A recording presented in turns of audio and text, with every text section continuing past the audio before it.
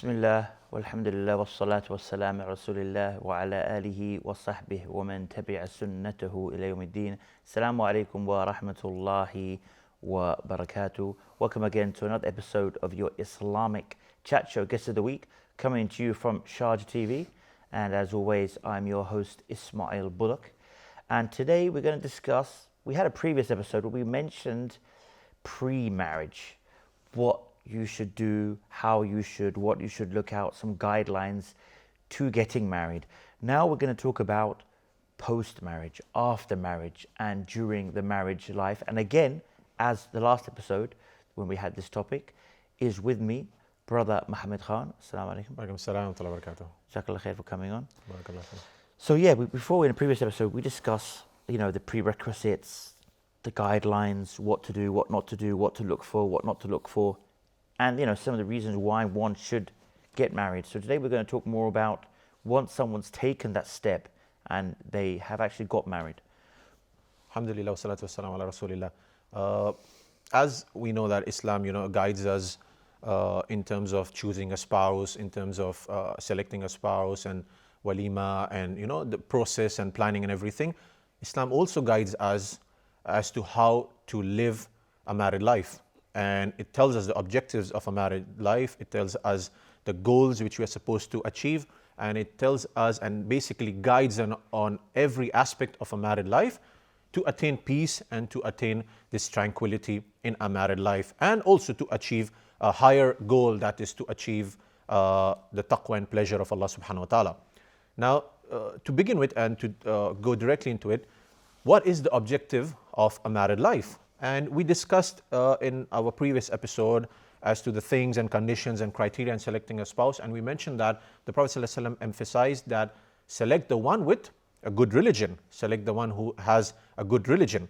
Of course, it doesn't have to be like a scholar always or a da'i always, but at least someone who is upon tawheed, who prays and fulfills his or her obligations. For the woman, she has modesty, haya, does hijab, apart from prayer and tawheed, and does not involve themselves into shirk and bid'ah and so on and so forth. And they have this basic concept whom we call like practicing Muslims. They are basically falling under that category of practicing Muslims. They're conscious about Allah. They don't want to exceed the limits. They don't want to fall into haram and so on and so forth. If they are into seeking knowledge, student of knowledge, scholar, da'i, that's added advantage, it's bonus. But we know that everyone is not into that, and if you make this a criteria, you won't find good spouses out there. So it has to be a practicing Muslim. That's what we defined previously. Because the goal and objective of marriage is to attain the taqwa of Allah subhanahu wa ta'ala. This is one of the goals of marriage. As Allah mentioned in the Quran, Ya ayyuhallazina amanu taqullaha haqqa tuqatihi wa la tamutunna illa wa antum muslimun. That, oh, you believe, have taqwa of Allah and do not die except in a state of submission to Allah subhanahu wa ta'ala. Now we know this is the primary thing, this is the priority for every human being, we would say, to recognize Allah subhanahu wa ta'ala, worship Him and attain this taqwa, this God consciousness of Allah subhanahu wa ta'ala.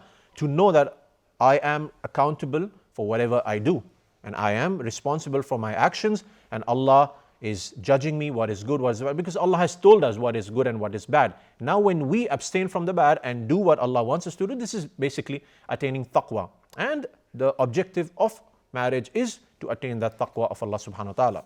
It reminds me of the hadith of the Prophet ﷺ said that marrying is half of your deen, half of your religion, half of your religiousness is marriage. And that kind of points to what we kind of mentioned before, that one of the main reasons that one should choose is for the wife to be religious. We mentioned it's for her lineage, it's for her wealth, it's for her beauty, and then the fourth one mentioned was the religious. And Prophet ﷺ said, like, run towards the one who's religion, who has good religion. So this is also, the more you have a better spouse, the more you're going to implement, the more that this half of your religion is more becomes better, because you don't want to just get married and then you find out, like we mentioned before, that you marry someone who isn't religious, because this is such an important part of your deen. So you also have to do your best to to choose one who is at least the same way inclined. That's You right. have people who maybe not be that religious when you marry them, but they have the foundation. They have, for example, if it's a woman, they have that kind of good character, that shyness, that the 5 daily prayers. But they may not be strong students of knowledge. True. But you know, when you marry someone like that, they will grow into something like that, or they will stay on this general conservative religious mentality.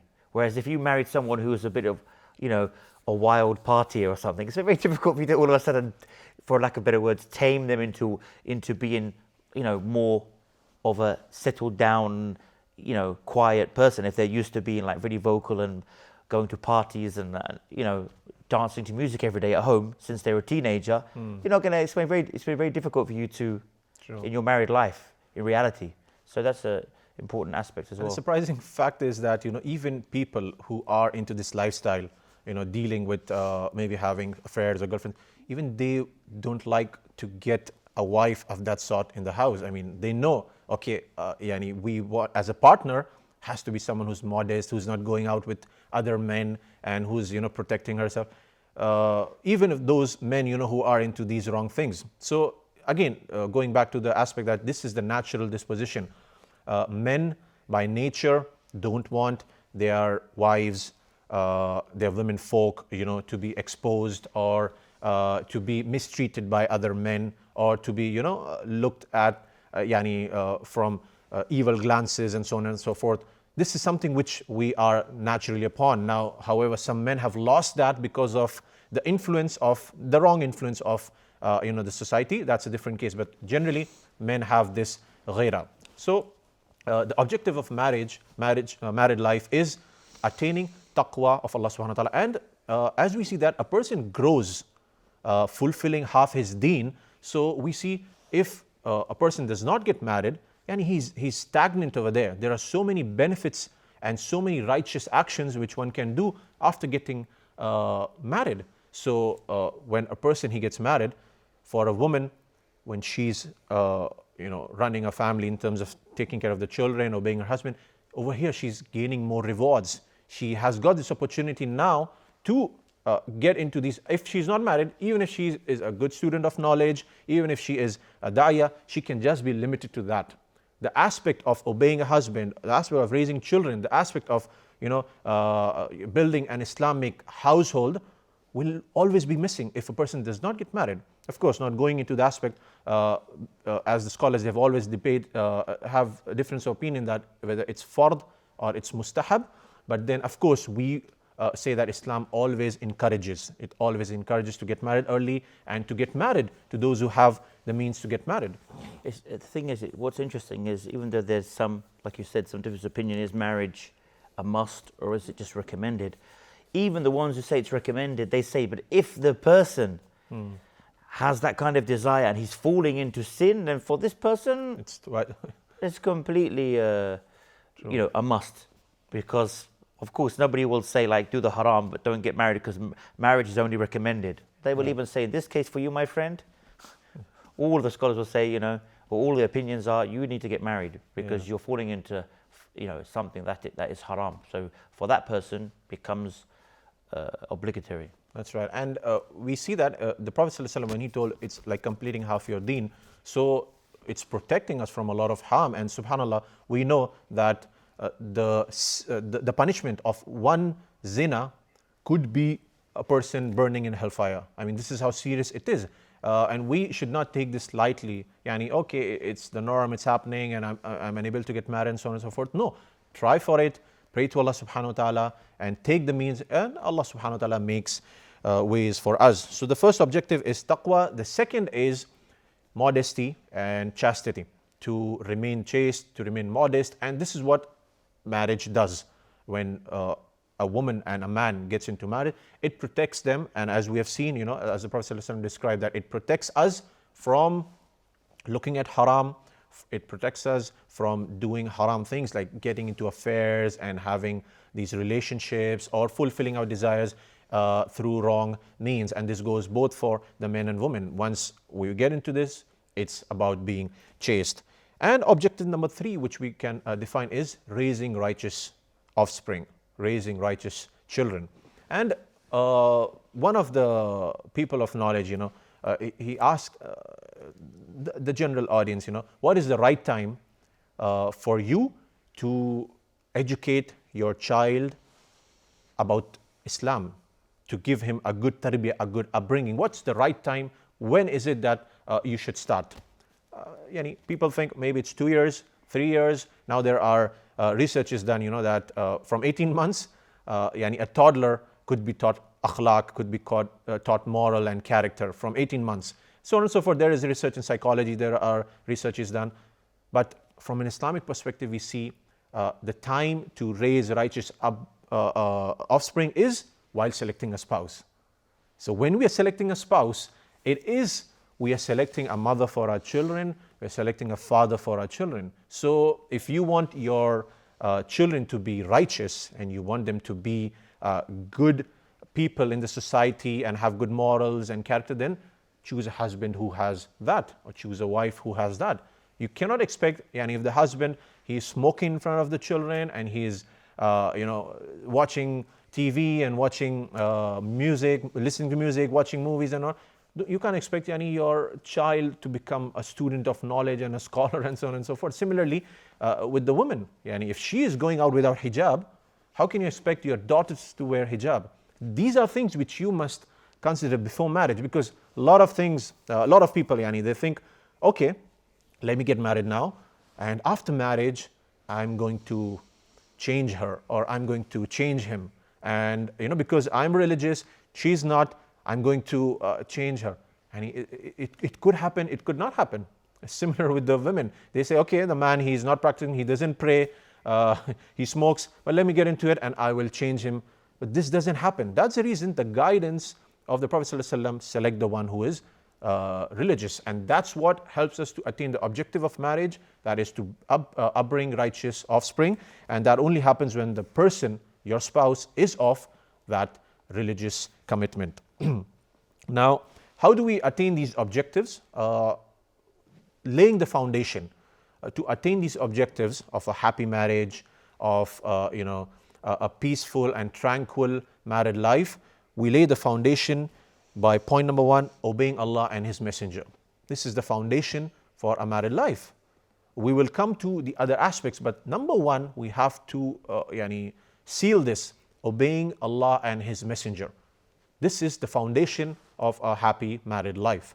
So if one of the spouses wants to do something in disobedience to Allah subhanahu wa ta'ala, this will cause problems, and then we see problems happening and so on and so forth. So if both the spouses, they make this the primary condition for a happy married life, then they will find this to be going in the straight direction, because obeying Allah and His Messenger has to be given priority. And this is how we can attain taqwa of Allah and the objectives of married life. Number 2, the foundation is love, affection, and honor. This is something which is required from both husband and wife, that they deal with each other with love, affection, and honor. Just hold you on that point. Join us, inshallah, after this short break.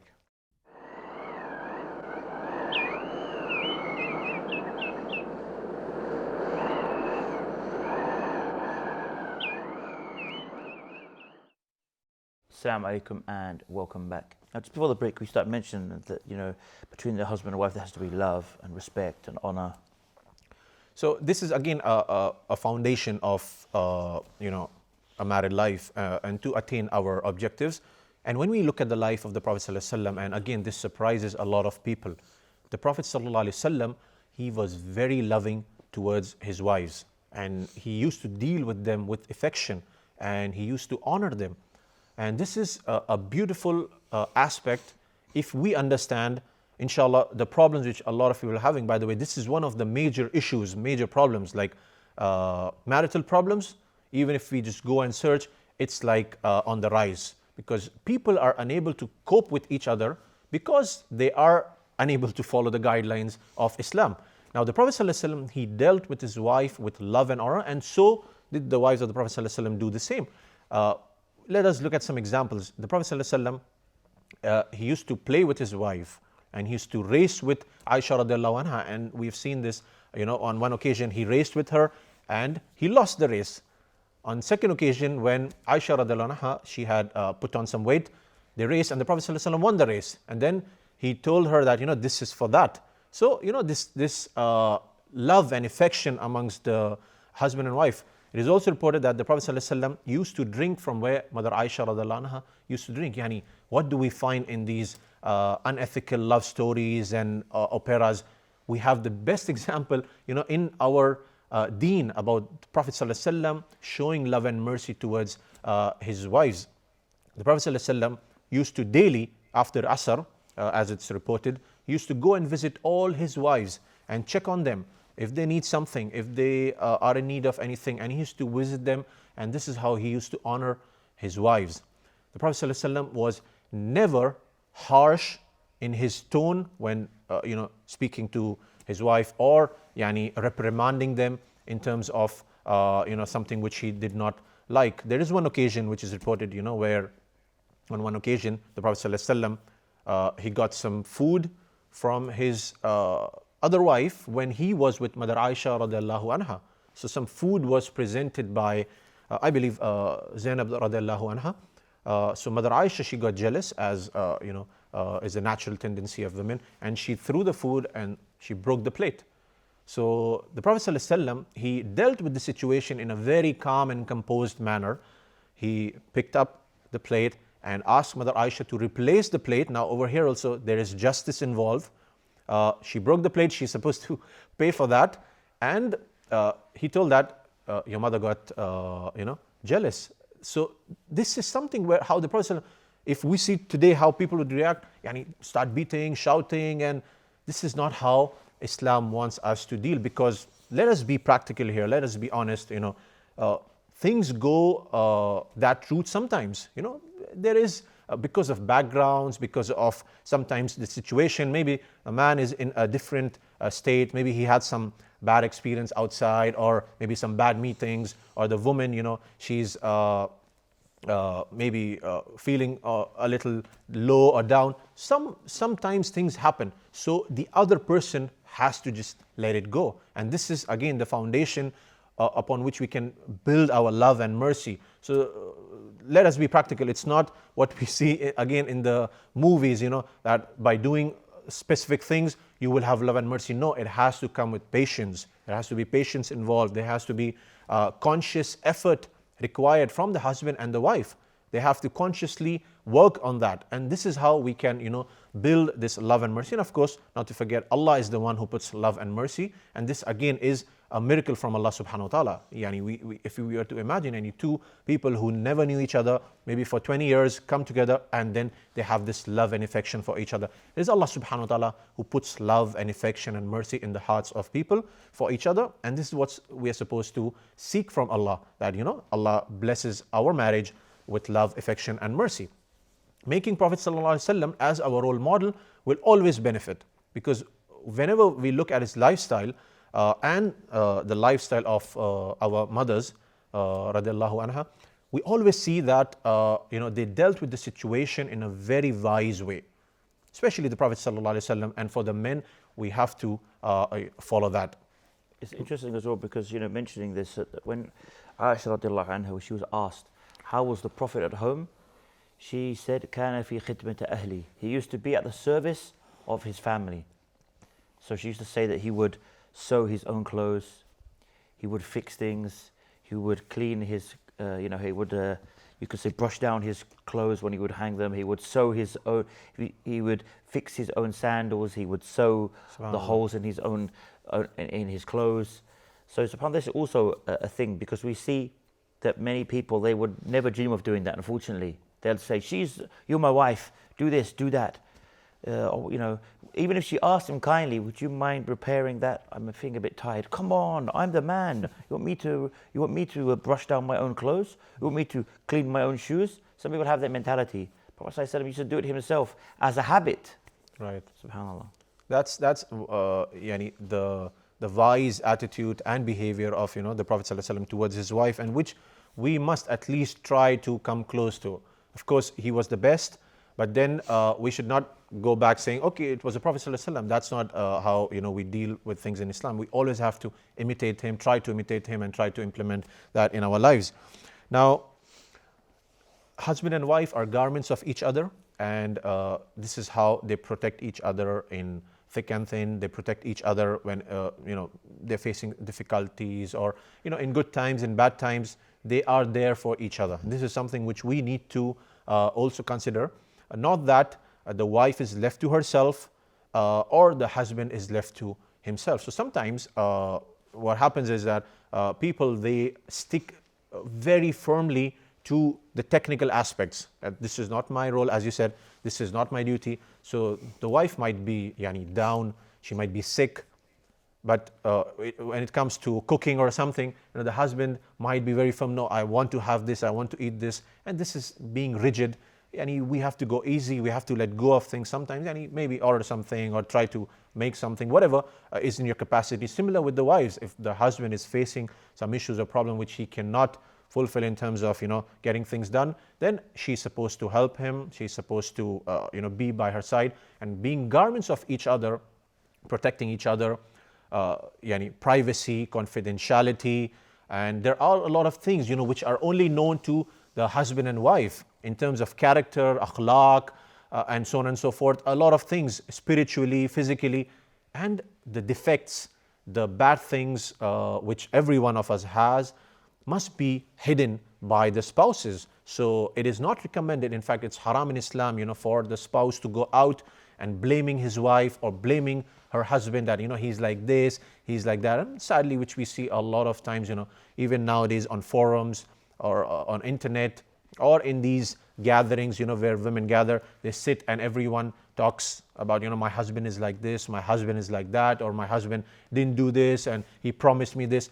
And this is a waste of time, a wasteful gathering. Similarly with the men, those men who gather and they complain about their wives, my wife didn't do this, my wife didn't do that. These are things which will never bring harmony in marriage.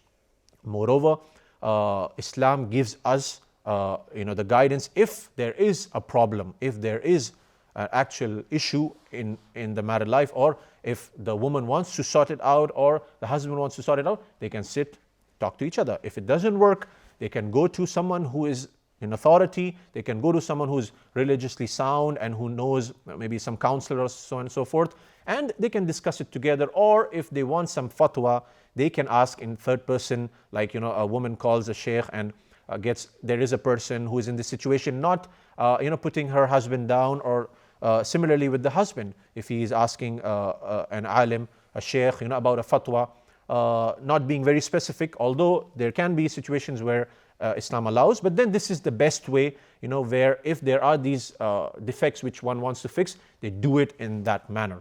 So basically, husband and wife are garments of each other, and this must be understood to fulfill the objective of a married life.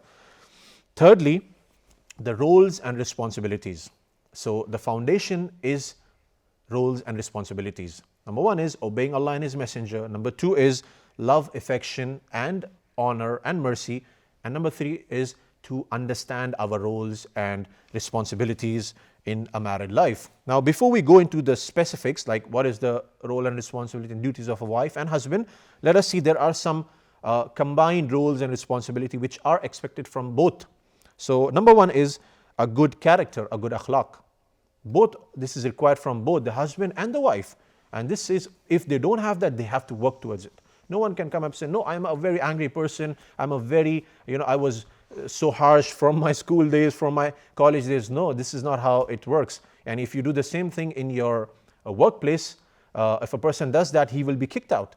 So why does he do that in his married life? And that's something that we see a lot, right? We always say that if you're a person, whether male or female, that when you're outside with your friends and in public, you behave in such a wonderful way, such a great guy, and then you go home and you're really grumpy and horrible to your wife and your children, or the vice versa, then this is an issue. Because you're supposed to be, just like you're nice with people outside, you're supposed to be nice with your wife and children. not be some monster and some grumpy guy, but outside, hey, everyone looks at this guy, such a wonderful guy. But at home, everyone's dreading that when this guy comes home, oh no, he's back home. This is a big problem. That's a big and that problem. we see, I mean, obviously we don't see this ourselves maybe, but we hear of stories like this. And this is a problem, you know, that maybe we all are guilty to some extent, but, you know, there's one thing where naturally around certain people you may be a bit different, but we're not talking about that. We're talking about the fact that, you know, you're generally almost like a completely different person in public than what you are when you're at home in a negative way. This is a problem. Different personalities. And what you mentioned earlier, that when Mother Aisha radiallahu anha was asked, like, how was the Prophet ﷺ?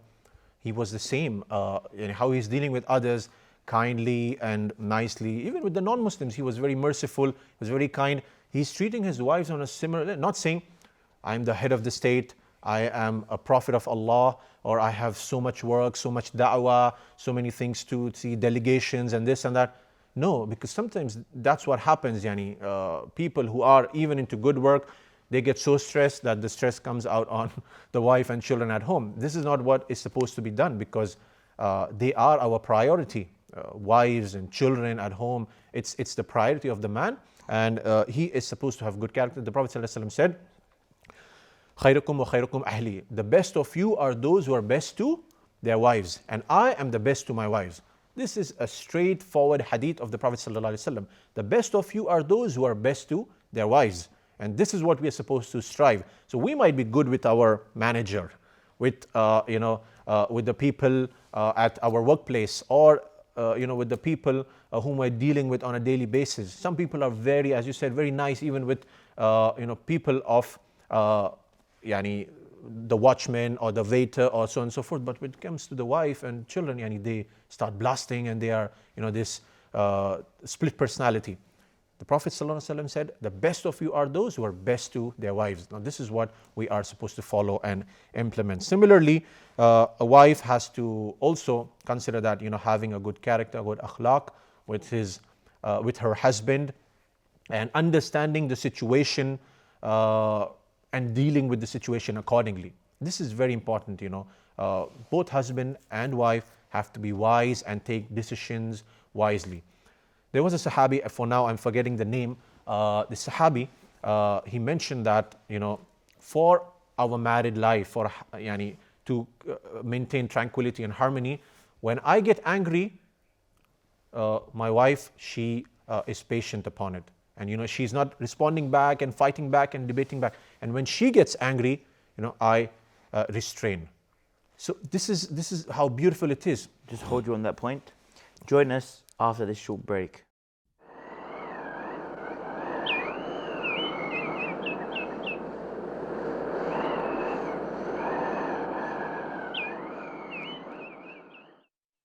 Assalamu alaikum and welcome back. Now, just before the break, you were mentioning that story. Now, I believe it could have been Imam Ahmed ibn Hanbal, possibly. This, but who knows?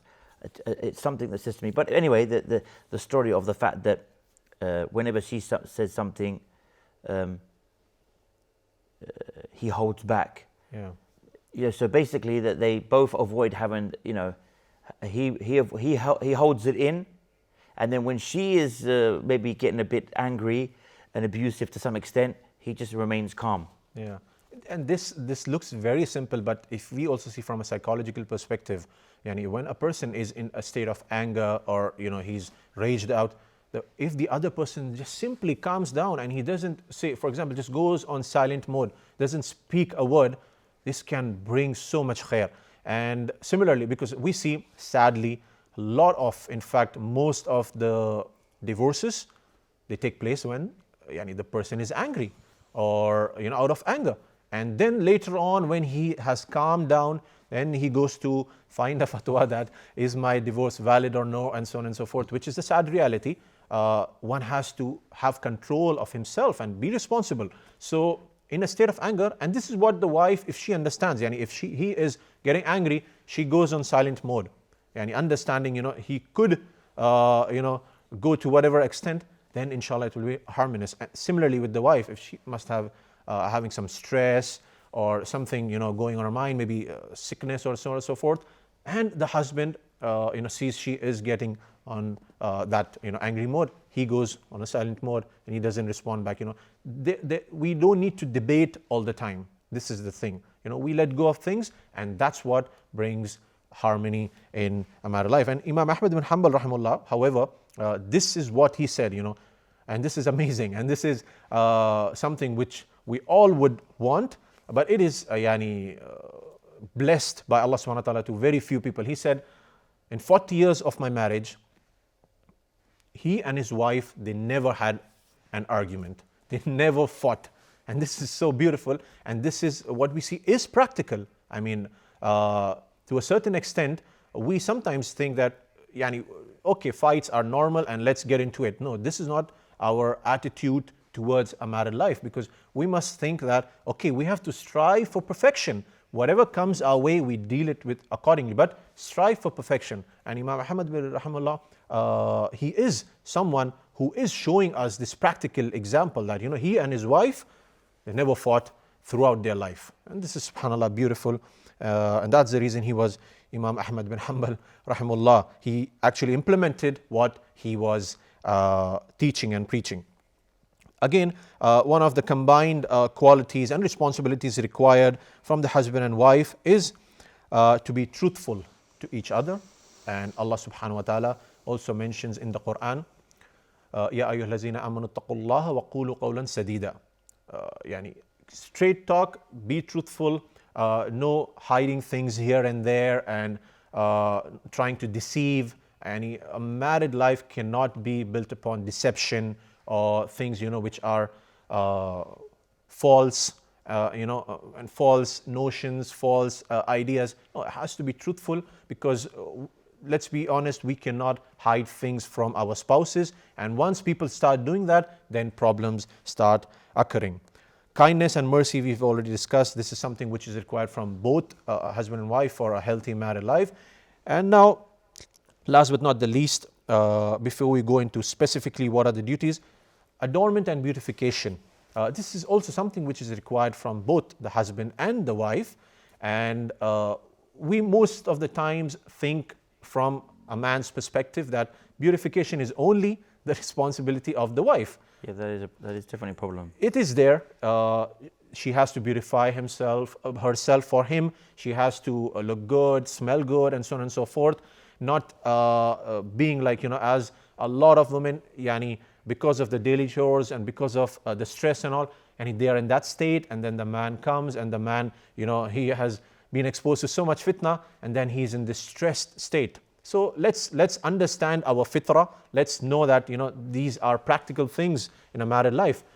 So what we find that a woman, when it's a marriage, it's a party, it's a walima, it's an outing, dinner, she will dress up very nicely, dress up and put on perfume also, which she's not supposed to put outside, as it's prohibited for women to put perfume outside. And she's all dressed up when going outside or meeting relatives. But when it comes to dressing up for the husband in the house, women have an idea, generally not all of them, that why are we supposed to dress in the house? Why are we supposed to perfume in the house? For whom? No one is coming, no guests are coming, no relatives are coming. It's for the husband. Dress up for the husband, and this is something which will please him, and he's not going to be falling into fitna, and dress accordingly whatever he likes. And sky is the limit. We don't want to mention everything specifically. Whatever the husband likes, whatever she likes, they can wear, they can dress up, and they can present themselves. And this is a problem, because we find that, like you mentioned, that many of the time it's the men who are only focusing on the woman. So he expects his wife to be beautiful, makeup, perfume, looking good, smelling good, and he'll be walking around in maybe his lungi or something, or his pajamas, or right.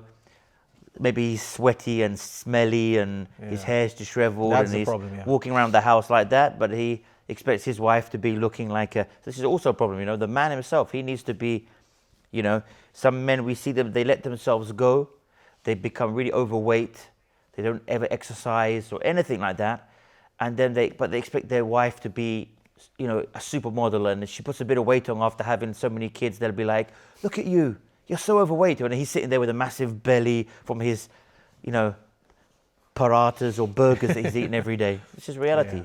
So there has to also be a balance. Of course, we know that generally the man, the man is more, I guess you could say, sexually inclined to always be looking and thinking about that thing. But still, the woman, it's a right, yani. And they still have desires. They still want to. It's their right that the man looks good for her as well. It's not just the other way around. But that's an important thing that people miss as well. Yeah. Overall, yani, if he not extra beautifying himself, but overall, if he takes care of himself, yani, in the best way possible, like how men, when they go out, maybe for a meeting or exactly. for something like for a Jummah, they dress up well. They have specific perfumes for or for Sharjah the TV episode for these things. And when it comes to their household, yani, Allahu musta'an, it's a very bad state. So we must consider this, and this is the responsibility of both. And Abdullah bin Abbas radiallahu anhu, he said that, the way I like my wife to dress up for me,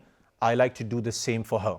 This is a Sahabi telling us, straight here. And it said that Abdullah ibn Umar or Abdullah ibn Abbas, I don't recollect, but when he used to pass by the place, people knew that Abdullah ibn Umar has passed by from the perfume which he had applied. And this is how he used to keep himself nicely groomed, nice smelling, not stinking and smelling and so on and so forth.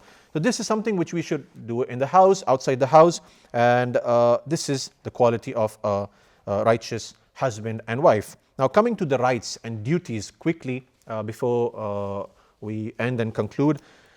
Number one, the husband, he has been given an extra responsibility, as Allah mentioned in the Quran, الرِّجَالُ قَوَّامُونَ عَلَى النِّسَاءِ, that men have been given an extra degree of advantage upon women. So men are qawwam, they provide financially, they provide protection, they provide food, clothes, shelter for the men, for the women. And men, they are maintainers of women because Allah has made some of them to excel the others.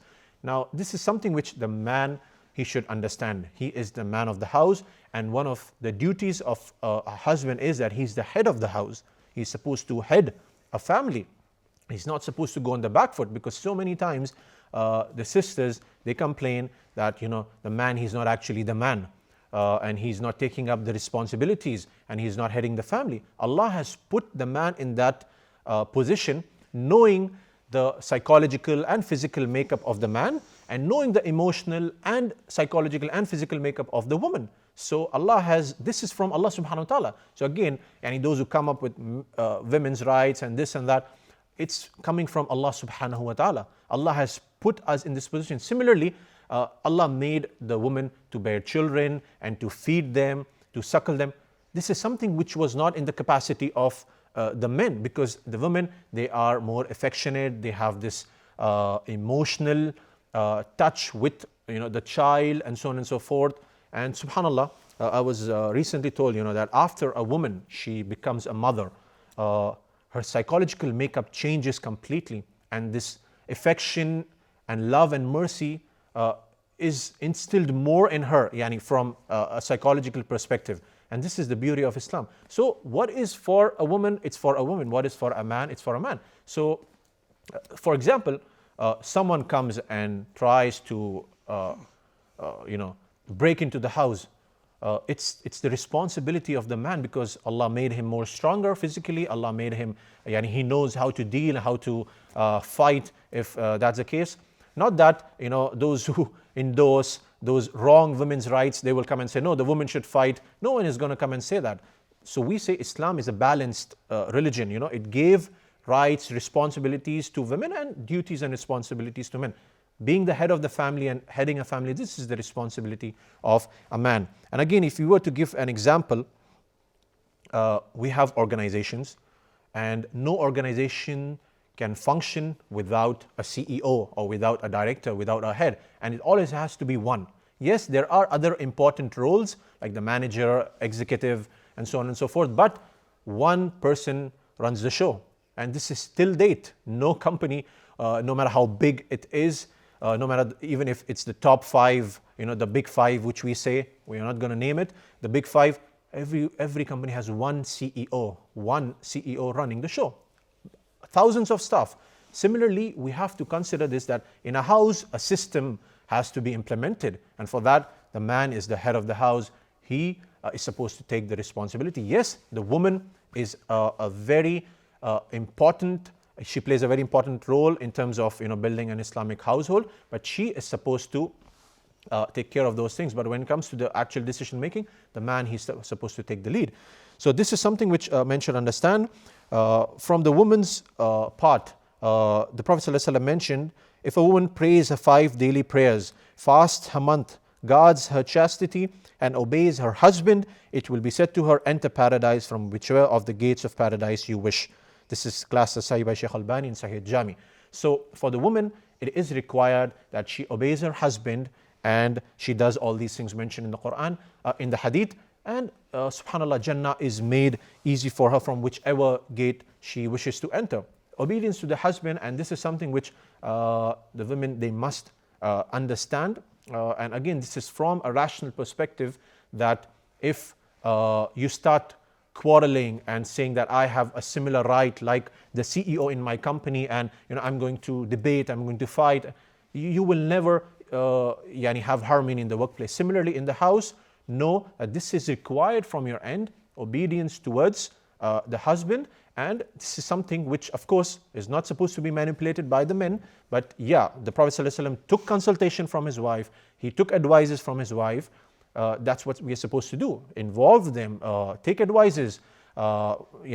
Certain things which are not of utmost priority, let it go. Let them do it. But then, at the end of the day, we need to know our roles and responsibility. Last but not the least, to conclude that both the husband and wife, apart from their specific roles and responsibilities, they have to always keep obeying Allah and His Messenger as the utmost priority.